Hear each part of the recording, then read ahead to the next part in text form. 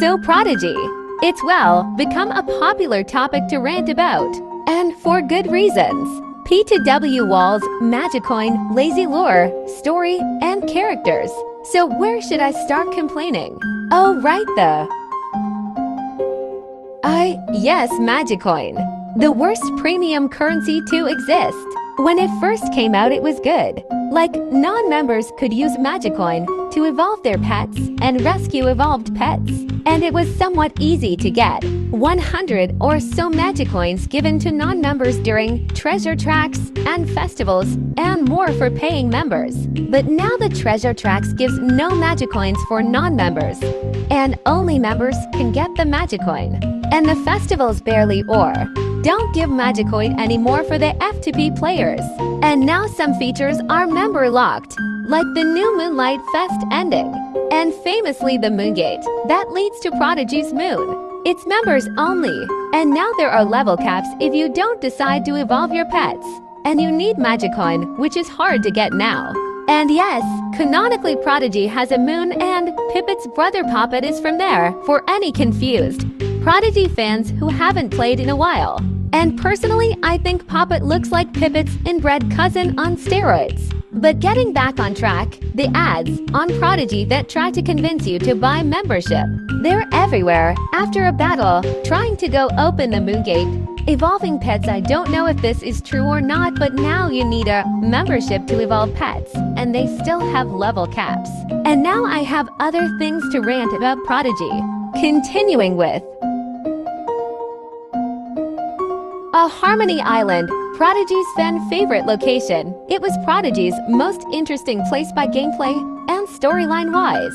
Instead of Puppet Master being the villain in the storyline, and it being about him doing something evil, and we have to fix it. It's about the Order of Influence, and the Ancient, and the war they had. It explains some previous things like how Astral and Shadow were created, and also what the Order was. And instead of just pressing buttons, you get to drag your character around. Exploration is encouraged because there are lore stones that explain the lore laying around. Dragon Isle's story is a continuation instead of a backstory like Harmony Island. It follows the Puppet Master after we murdered him because he revived. And none of us know how he revived, but my guess is because he is a shadow and cannot die. But anyways, we get some new lore. Dragon Isle is a legend and it has dragons and something about dragons being special. And Puppet Master goes there and tries to tame dragons or something. But I feel like that contradicts previous lore like Carcass the Terrible, because there are 8 dragons types and Carcass looks like none of those dragons. At least Harmony Island builds on existing lore and doesn't contradict it. And for why Harmony Island was removed, Prodigy says that it wasn't popular. Like it was not unpopular, and there is an actual unpopular place still in Prodigy, and it's not been removed. It's fucking Tower Town. And Crystal Caverns was also interesting. We got to solve a missing persons case and fight basically shadow gods. And it was removed. I'm still not over my wife Winston Von Lute being removed. And the next thing I'm going to complain about Prodigy is what I mean by messy and rushed lore is storylines that make no sense when you look closer, and random lore laying around with no context or explanation. An example of rushed and messy storyline lore is Dragon Isle.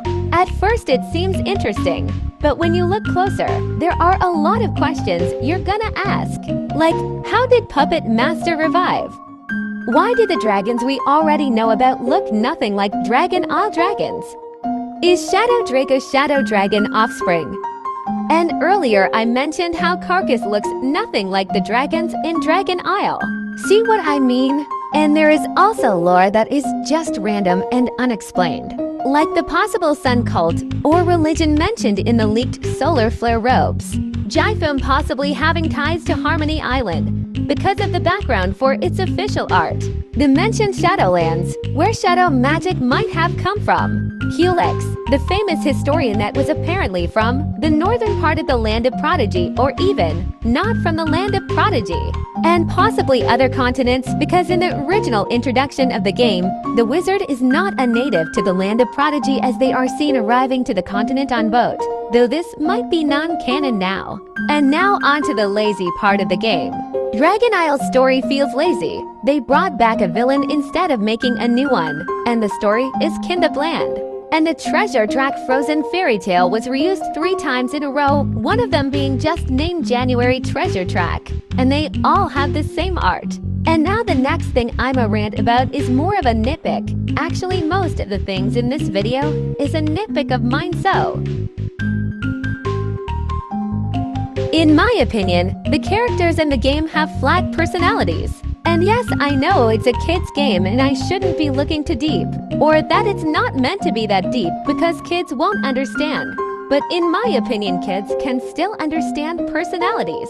And they need to see fleshed out personalities to understand social interactions that they will definitely have in the future. Anyways, Theo Adewise is the prodigy character with the least personality, or in other words, a flat personality. Let me explain why I think so. His purpose is to show you how to battle, but Newt also can do that, and has done that, so Theo is basically useless. But if he's useless, he could have had an interesting personality to show he deserves to be in the game. But he's basically just helpful good guy, and nothing else. Anyways, Puppet is also an example of prodigy, not making an interesting personality and backstory as well. In my opinion, he's just a stereotypical bully villain, and his backstory of him being from the moon and Pippet's older brother makes no sense.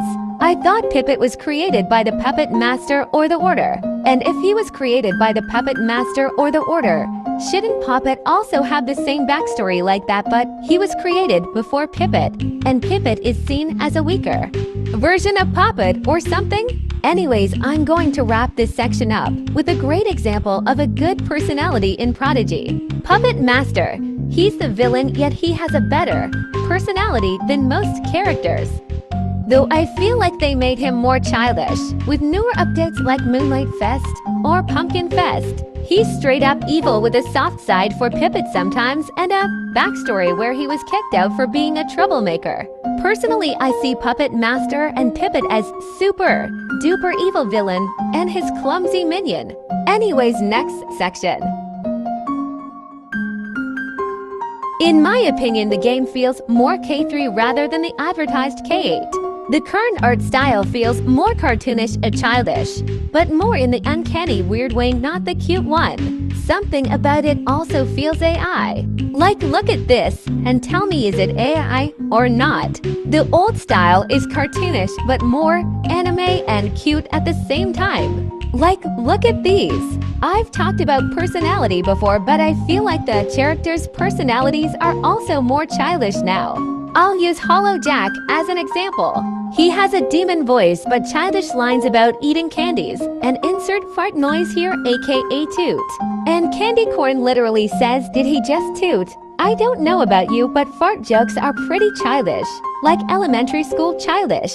I don't want Prodigy to be like adult mature. That's not what I'm saying. But if it can canonically have cannibalism, slavery, and animal abuse in the game, then it can be middle school or even high school levels of quality in lore, characters, and everything else. Anyways, bye.